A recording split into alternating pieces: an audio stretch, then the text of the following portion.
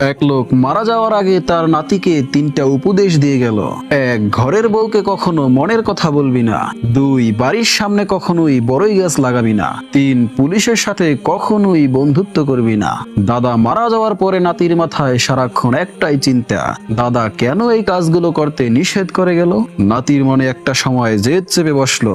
সে ভাবলো দাদার নিষেধ করা কাজগুলো সে করবে এবং দেখবে কি ঘটে। যেই কথা সেই কাজ। সে সর্বপ্রথম একজন পুলিশের সাথে ইনিয়ে বিনিয়ে বন্ধুত্ব করলো। মাঝে মাঝে সেই পুলিশ বন্ধুকে বাড়িতে নিয়ে এসে দাওয়াত খাওয়ানো শুরু করলো। পাশাপাশি বাড়ির সদর দরজার সামনে একটি বড়ই গাছ লাগালো। বাকি থাকলো বউয়ের কাছে মনের কথা বলা। সে বসে বসে প্ল্যান করলো বউকে মনের কোন কথাটা বলা যায়। অনেক ভেবে চিন্তে সে একটা বুদ্ধি পেল। সে বাজারে গিয়ে 3টা ডাব, 3টা গামছা এবং কিছু লাল রং কিনলো। তারপরে বাজার থেকে বাড়ি ফেরার পথে পুকুর ঘাটে বসে ডাবের উপরে লাল রং মেশালো। রং মেশানোর পর গামছা দিয়ে ডাবগুলোকে এমন ভাবে পেঁচিয়ে ফেললো যাতে দেখে মনে হয় গামছার ভিতরে মানুষের কাটা মাথা রাখা আছে। তারপরে দৌড়াতে দৌড়াতে বাড়িতে এসেই ভং ধরে বউকে বলল, ওগো সর্বনাশ হয়ে গেছে, আমি তো 3টা মানুষকে খুন করে ফেলেছি, তুমি এই কথা কাউকে বইলো না প্লিজ। তারপর স্বামী স্ত্রী দুজনে মিলে একটা গর্ত করলো।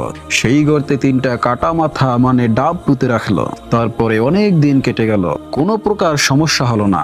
নাতি বসে বসে দাদার কথা ভাবছে আর হাসছে। শালা বুইরা, সবই তো করলাম, কিছুই তো হইল না, সব কিছুই ঠিকঠাক যাচ্ছিল।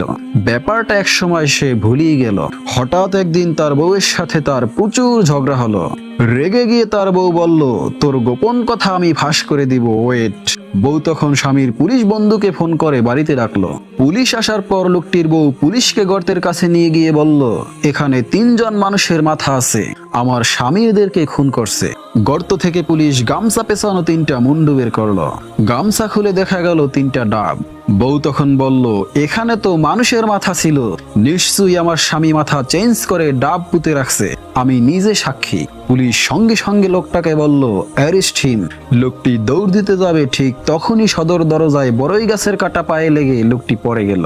সে পালাতেও পারলো না।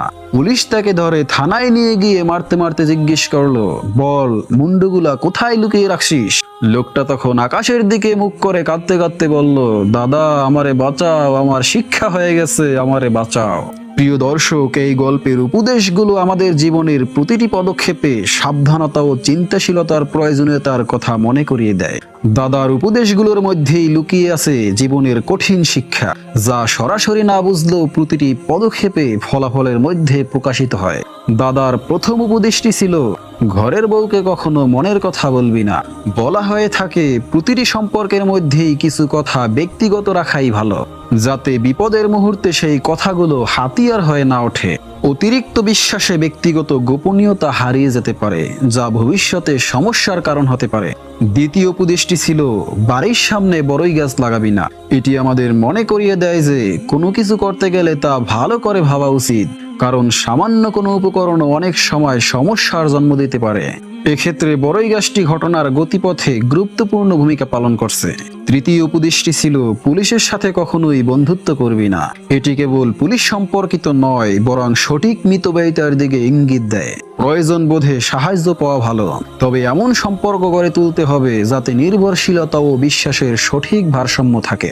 জীবনের প্রতিটি সিদ্ধান্তের আগে সঠিক চিন্তা ভাবনা এবং সাবধানতা প্রয়োজন, না হলে মনের উত্তেজনা ও অহংকারই শেষ পর্যন্ত সমস্যায় ফেলে দিতে পারে।